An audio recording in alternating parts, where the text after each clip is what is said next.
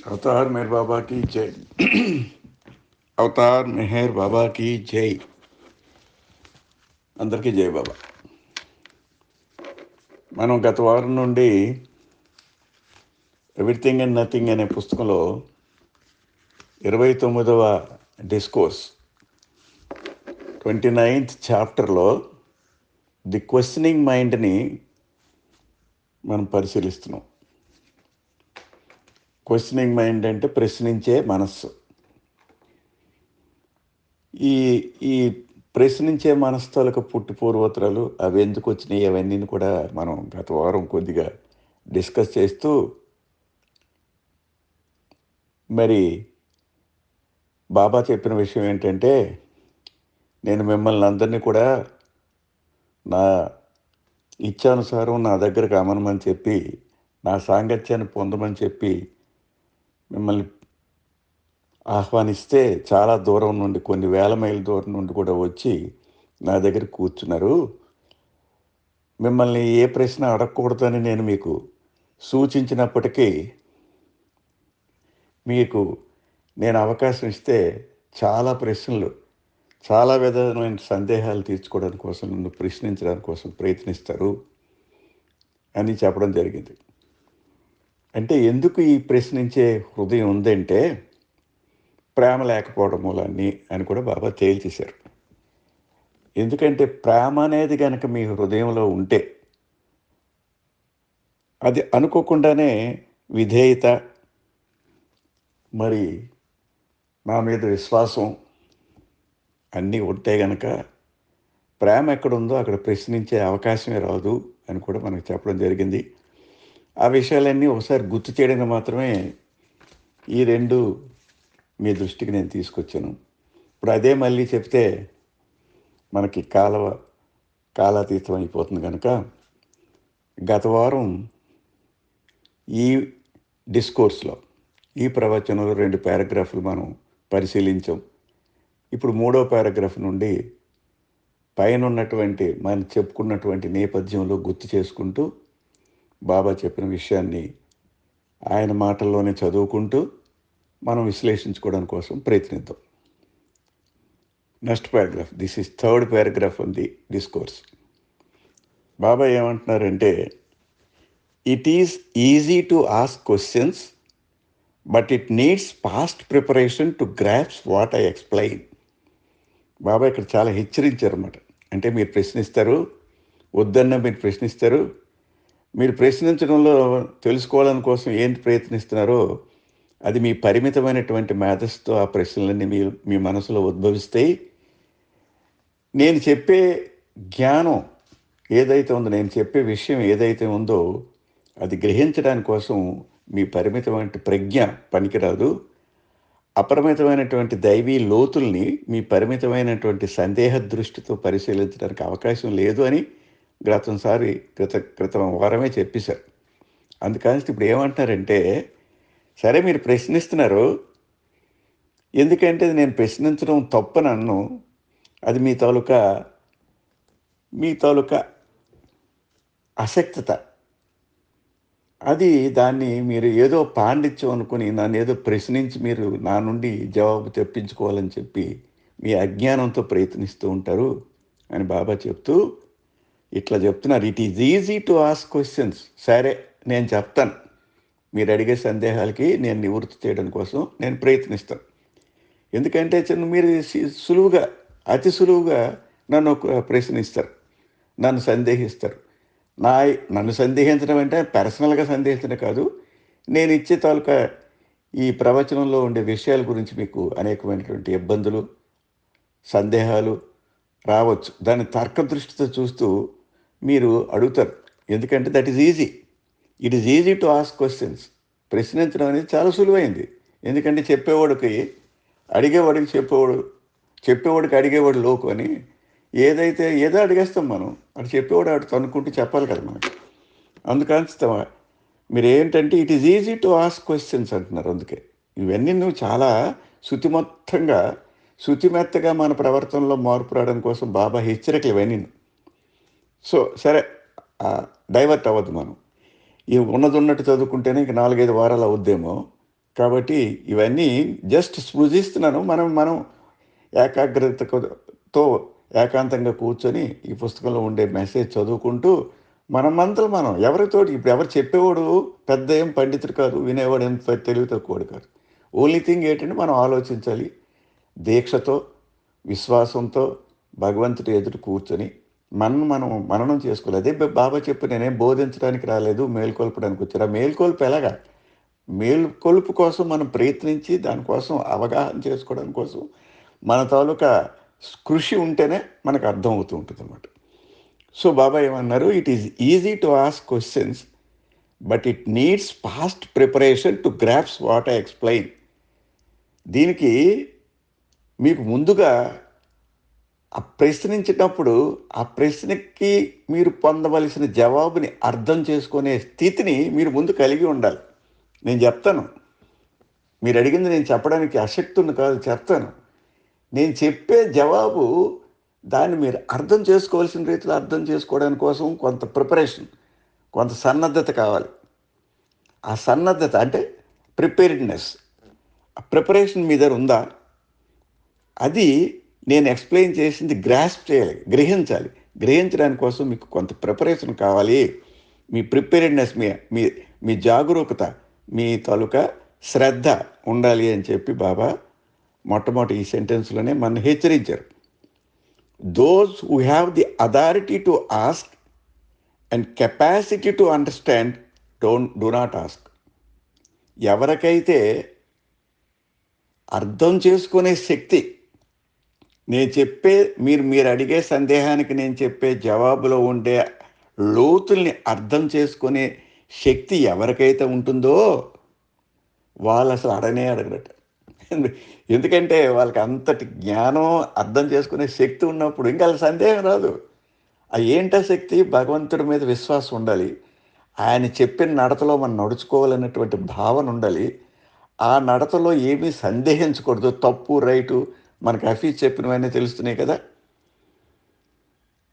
Follow you have to follow his commandments అంతే. ఆయన ఏం చెప్తే గురువు గారు అని మనం ఎవరినైతే దృష్టిలో పెట్టుకుని ఆయన సన్నిధానంలో మనం అమితమైనటువంటి ఆనందం పొంది, రక్షణ పొంది, ఎంతో భరోసా ఆయన మూలాన మనకు కలుగుతుందో, ఇక కలిగినప్పుడు ఇంక మరి ఆయన సందేహించకూడదు. కాబట్టి నేను చెప్పడానికి నాకే అభ్యంతరం లేదు. చెబితే అర్థం చేసుకోవలసినటువంటి జ్ఞానం మీరు ముందుగా సంపాదించి ఉండాలి.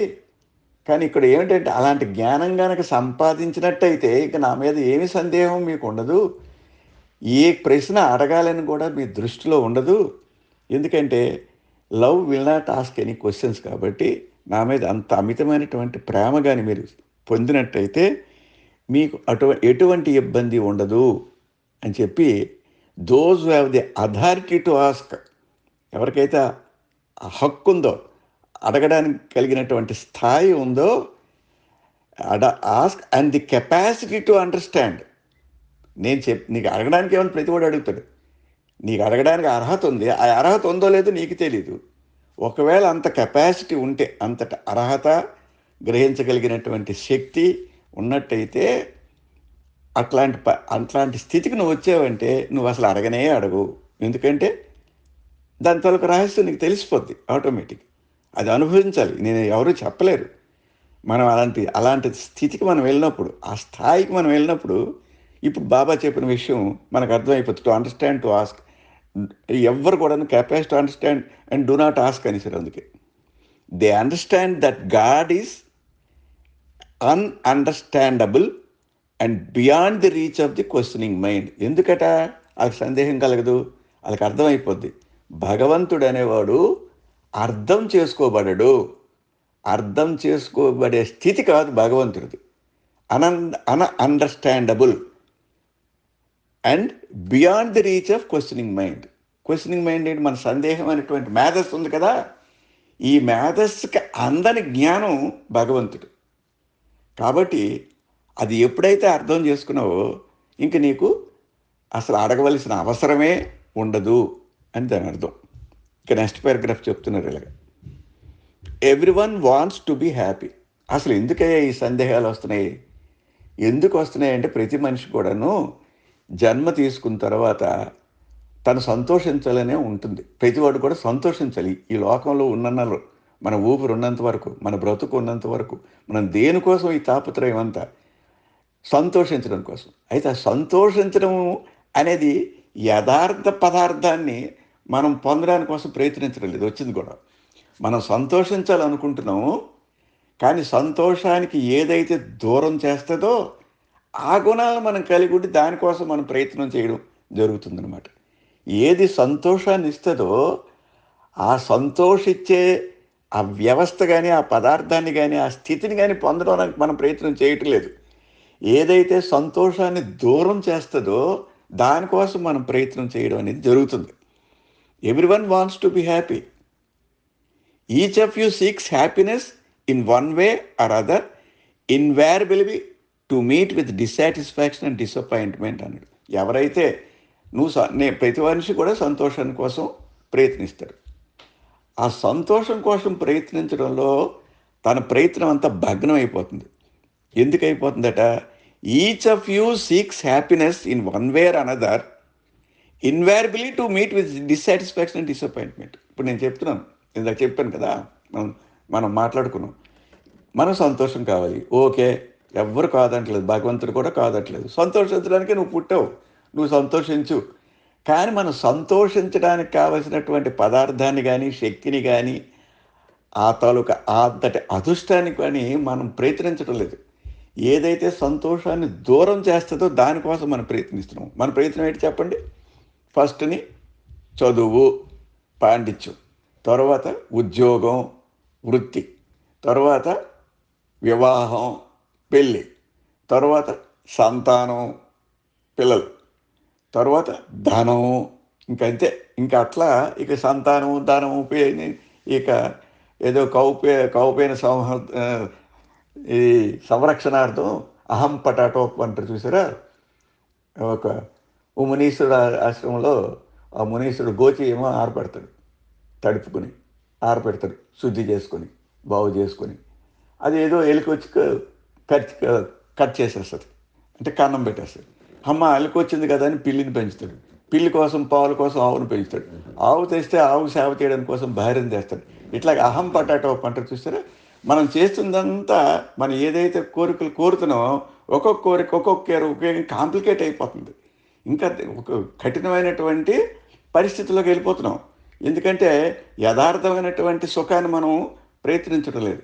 ఈ మాయాకల్పితమైనటువంటి స్వప్న సదృశ్యమైనటువంటి ఒక అజ్ఞానంతో కూడుకున్నటువంటి కోరికలతో మనం జీవితం అంతా గడుపుతున్నాం కనుక మన జీవితం అంతా కాంప్లికేటెడ్ అండ్ కాంప్లెక్సిటీ అయిపోతుంది అనమాట. కాబట్టి ఆయన ఏమంటున్నారంటే, those who have the authority to ask and the capacity to understand do not ask. They understand that God is ununderstandable and beyond the reach of the questioning mind. ఎందుకంటే మన తాలూకా ఇదేం అడుగుతున్నాం? నా కూతురు పెళ్లి కావాలి, నాకు ఉద్యోగం కావాలి, నాకు ఇల్లు కట్టుకోవాలి, మా అమ్మగారికి ఆరోగ్యం బాగోలేదు, నాకు బాగు చేయాలి. ఇట్లాంటి వ్యావహారికమైనటువంటి భౌతికమైనటువంటి కోరికలతో మనం కొట్టుమిట్టాడుతూ ఆ ప్రశ్నలు, ఆ కష్టాలు తీరడం కోసమే భగవంతుడిని అనేక ప్రశ్నలు అనేక విధాలుగా సందేహిస్తున్నాం. అది కాదురా బాబు నీ జీవిత ధ్యేయం. అసలైన నిజమైన సంతోషం, నిజమైన హ్యాపీనెస్, అది నువ్వు పొందడానికి కోసం యథార్థమైనటువంటి ఆ సంతోషం ఎక్కడొస్తుంది? భగవత్ సాన్నిధానంలో వస్తుంది, భగవంతుడి కోసం ఆరాధనలో వస్తుంది, భగవంతుడి కోసం ఆర్తితో ఆయన కోసం ఎదురు చూడడంలో వస్తుంది, భగవంతుడు నడవమన్న మార్గంలో నడవాలని వస్తుంది. ఏంటి నడవమన్నాడు? మనకి ఏం తెలుస్తుందండి అంటారు. తప్పకుండా తెలుస్తుంది. మనలో ఉన్నాడు భగవంతుడు. భగవంతుడు మనం చేసిన పని తప్పో రైటో చేసే విధానం ఉందో లేదో నువ్వు దాన్ని అవలంబించపో నీకు మాత్రం లోపల నుండి ఒక కాషన్, ఒక అలర్ట్, ఒక విధమైనటువంటి హెచ్చరిక వస్తూనే ఉంటుంది. అది తప్పు, అది కాదు, ఇలా చేయి, దానికోసం ఎందుకు పరుగులు తీస్తావు, దీనికోసం ఎందుకు పరుగులు తీస్తావు, దాంట్లో సుఖం లేదు, నీకు సంతోషమైన పదార్థం అది కాదు, అది అశాశ్వతమైంది అని ఇవన్నీ చెప్తూనే ఉంటుంది. కానీ మనం వినము. ఎందుకంటే మనం మోసుకొచ్చిన సంస్కారాలు ఉంటాయి. ఆ సంస్కార భారంతో మనకు ఈ జీవితం స్టార్ట్ చేసాం, ప్రారంభించాం. ఈ సంస్కారాలను నిర్మూలించమని చెప్పి భగవంతుడు చెబుతుంటే ఇంకా సంస్కారాలు మనం ఇంకా ఎక్కువ చేసుకోవడం మూలాన్ని మనకు ప్రాప్తించినటువంటి దురదృష్టం అది. దాన్ని మనం అర్థం చేసుకోవడం వల్ల ఉంటుంది. ఇక నెక్స్ట్ పారాగ్రాఫ్ అండి. Every everyone wants to be happy అయిపోయింది కదండీ. Everyone wants to be each of you seeks happiness and one way or another invariable. అది కూడా అయిపోయింది. In reality you are bliss.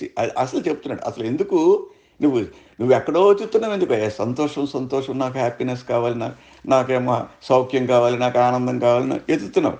ఎతుకుతూ నువ్వు ఆనందం కోసం కాకుండా వ్యతిరేకంగా కష్టాలు, నష్టాలు, డిఫికల్టీస్, అన్ని ప్రాబ్లమ్స్ అన్ని సమస్యలు కొని తెచ్చుకుంటున్నావు కదా. అది తప్పు అని చెప్తూ బాబాయ్ ఏం చెప్తున్నాడంటే, ఇన్ రియాలిటీ, యథార్థంగా, you are bliss by your self.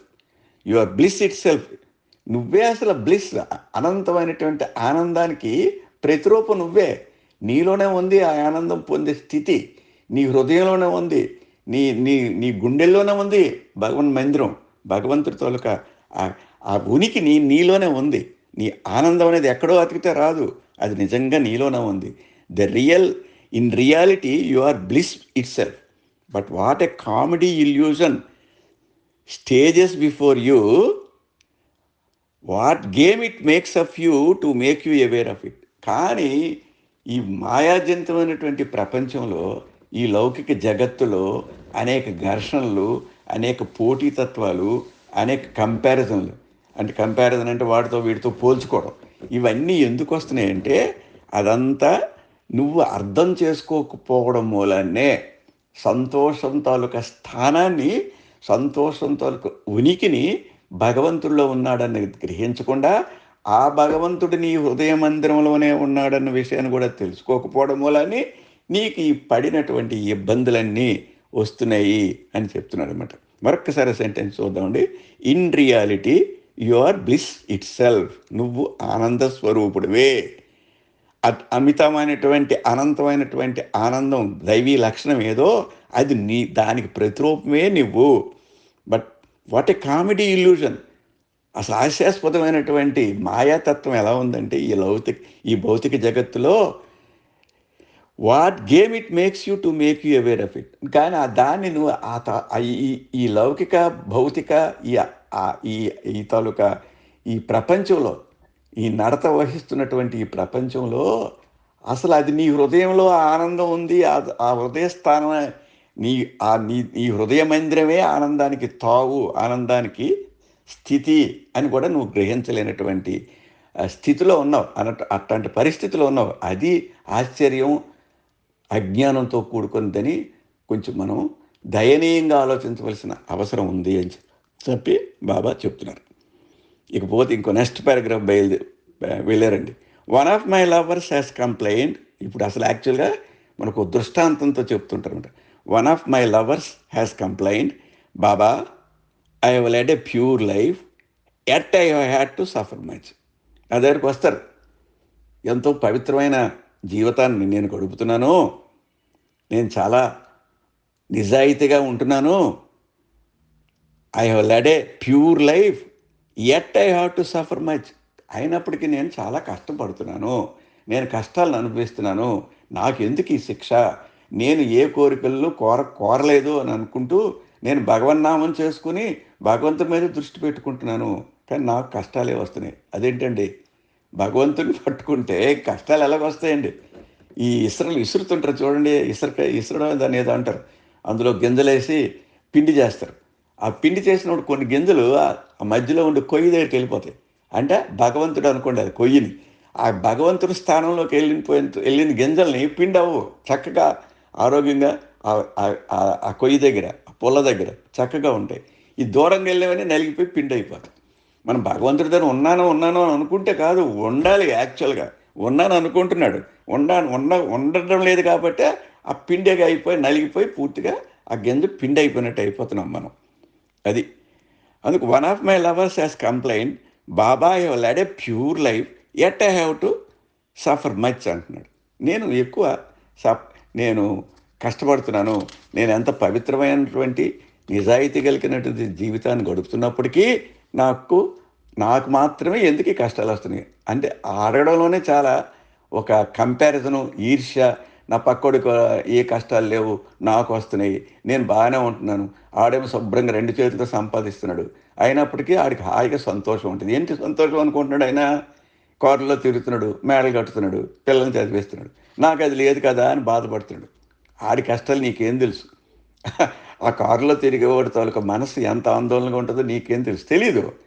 మన అజ్ఞానంతో ఏమనుకుంటే నేను చిన్న గోచి కట్టుకొని, చిన్న పంచె కట్టుకొని, ఏదో దారి ఓ పప్పన్నం తింటూ బతుకుతున్నాను. అది ఒక పూట తింటున్నాను, ఒక పూట తింటలేదు.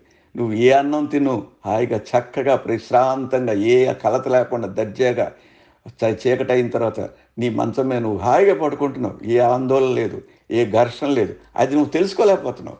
ఆడేదో కారులో తిరుగుతున్నాడు, మేడల్లో తిరుగుతున్నాడు కాబట్టి ఆడే ఆనందిస్తున్నాడు అని అనుకోవడం మూలాన్నే ఈ బాధంతా మనకి. One of my lovers has complaint, Baba I will lead a pure life yet I had to suffer much. నేను నేను కష్టాలు పడవలసి వస్తుంది. Perhaps others of you have a similar complaint but you can only have much such because you have no idea of the purpose behind it all. కాబట్టి సరే వాడేలాగా అడిగాడు, నేను అంత ప్యూర్ పవిత్రంగా బతుకుతున్నా సార్, నాకు కష్టాలు వచ్చినాయి అంటున్నాడు. సరే నేను అవకాశం ఇచ్చాను అనుకో, మీలో ప్రతి వాళ్ళు కూడా అదే అంటారు. అందరూ ఆ ప్రశ్న ఎంచడానికి కోసం రెడీగా ఉన్నారని నాకు అర్థమైపోతుంది. కానీ మీకు తెలీదు. You have no idea of the purpose behind it. నువ్వెందుకు కష్టపడుతున్నాను అని అనుకుంటున్నావు? ఆడెవడో సుఖపడుతున్నాడు అని నువ్వు బాధపడడం వల్ల నువ్వు కష్టపడుతున్నాను అనుకుంటావు. ఆ కంపారిజనే లేదనుకో, ఆ పోలికే లేదనుకో, ఆ విధంగా నువ్వు ప్రశ్నించుకోకపోయినప్పుడు నువ్వు చాలా ఆనందంగా ఉండవు. నీకు దొరికిన గంజి, నీకు దొరికిన తోప, నీకు దొరికిన అంబలి అదే పరమ ప్రసాదంగా భావించి నిశ్చింతగా నిర్విచారంగా పడుకోగలవు, ఆనందం అనిపించగలవు. ఆ డబ్బులున్నోడు ఎన్ని కష్టాలు పడుతున్నాడో, ఆడు ఎన్ని బాధలు పడుతున్నాడో నీకేం తెలుసు? నువ్వు ఇలా ఉండడానికి కోసం ఇంత ఇంత ధనం లేకుండా ఏదో నువ్వు అనుకుంటున్న దారిద్ర్యాన్ని అనుభవిస్తున్నావు అన్న దాంట్లో నీ ఎంత సుఖం ఉందో నీకు తెలీదు. నిన్ను ఆ విధంగా ఉంచడంలో ఒక ఈ దైవీ ప్రణాళికలో ఒక ఉద్దేశం, ఒక పర్పస్ ఏదో ఉంటుంది. Because you have no idea of the purpose behind it. ఎందుకు నువ్వు ఇలా ఉన్నావు? నీకు ఆ సుఖాన్ని ప్రసాదించడం కోసం భగవంతుడు నీకు అంతటి సింప్లిసిటీ, సామాన్యమైన జీవితాన్ని ఇచ్చాడు. ఎవరికీ లేని సుఖం నీవు అనుభవిస్తున్నావు. ఆ సుఖాన్ని నువ్వు గ్రహించలేకపోతున్నావు. ఆ సుఖం కాదు అనుకుంటున్నావు. నీకు కలిగిన అజ్ఞానం వల్ల, నీకు కలిగినటువంటి ఆ కాంపిటీషను, ఆ ఈర్ష్య, ఆ పోలికలు, ఆ కంపారిజన్ అన్నమాట. దాని మూల నువ్వు ఈ సుఖానికి దూరం అవుతున్నావు. కానీ నువ్వు అనేక మంది కంటే కూడా సుఖమైన వాడువే. I do not mean that you should invite suffering. అయితే నా ఉద్దేశం ఏంటంటే నువ్వు అడుక్కు తినమని, నీ తినడానికి గతి లేకుండా ఉండమని నా ఉద్దేశం కాదు. I do not mean that you should invite suffering. నువ్వు ఏదైతే సఫరింగ్ అనుకుంటున్నావు, పోనీ సఫరింగ్గా అనుకుందాం. ఆ సఫరింగ్లో నువ్వు అనుభవించమని నా ఉద్దేశం కాదు. I mean don't fear suffering are blame any one for it. నా ఉద్దేశం ఏంటంటే నీకు ఏదైతే సంప్రాప్తమైందో దాంతో సంతృప్తి చెందు అని మాత్రమే చెప్తున్నాను. ప్రతిదీ వెలితి అనుకుంటే కోట్లు ఇచ్చినా నీకు వెలితే ఉంటుంది. సంతృప్తిని మించిన సంపద లేదు అని నా ఉద్దేశం. కాబట్టి నేను సఫర్ అవుతున్నాను, 3 పూటలు కూడా అన్నం తినలేకపోతున్నానంటే చాలు. నీ ఆరోగ్యం బాగుందా లేదా, నీ ఆకలి తీరుతుందా లేదా, ఏదో కొంత పూర్తి పంచపక్ష పర్వం తినడానికి ఎంతైనా చాలదు. ఎంతైనా నీ జీర్ణం కాదు.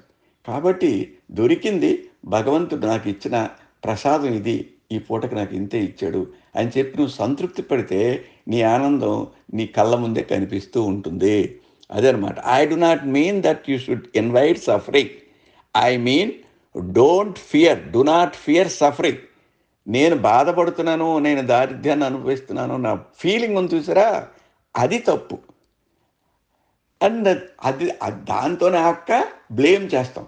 నేను ఈ స్థితిలో ఉండడానికి కోసం పలానావాడు కారణం, నన్ను నా తండ్రి బాగా పెంచలేదు, నాకు అది ధనం ఇవ్వలేదు, ఆస్తి ఇవ్వలేదు, నా నాన్నే తప్పు చేశాడు, మా అమ్మ నాకేమో సరిగా పోషించలేదు, మా అమ్మే నన్ను ఇలా బికారం చేసింది, లేదంటే పక్కింటుడు చేశాడు, లేకపోతే కొడుకులు చేశారు, లేకపోతే కోడలు చేశారు, లేకపోతే భార్య చేసింది. ఏదో ఎవరి మీదో తప్పు తోసేసి నువ్వు రిలీవ్ ఏదో దాని నుండి సంతృప్తి పడడానికి కోసం ప్రయత్నిస్తున్నావు. అదంతా తప్పు. ఎవరో నీకు ఏమీ చెయ్యరు. అందరూ కూడా దైవీ ప్రణాళిక ప్రకారంగానే నువ్వు అనుభవిస్తున్నావు. ఆ విషయాన్ని నువ్వు గ్రహించి దొరికిన దాంతో సంతృప్తి పడి భగవత్ ప్రసాదంగా దాన్నే అమితానందంతో భుజించినట్టయితే, అంటే అనుభవించినట్టయితే, దానితోనే నువ్వు సంతృప్తి చెందినట్టయితే, నిన్ను మించిన భాగ్యవంతుడు ఎవడు లేడు అని చెప్పడం జరిగింది. ఇక్కడికి ఈ వారం ఆపుదామండి. వచ్చే వారము మళ్ళీ నెక్స్ట్ పారాగ్రాఫ్ నుండి ప్రారంభిద్దాం. అవతార్ మెహర్ బాబాకి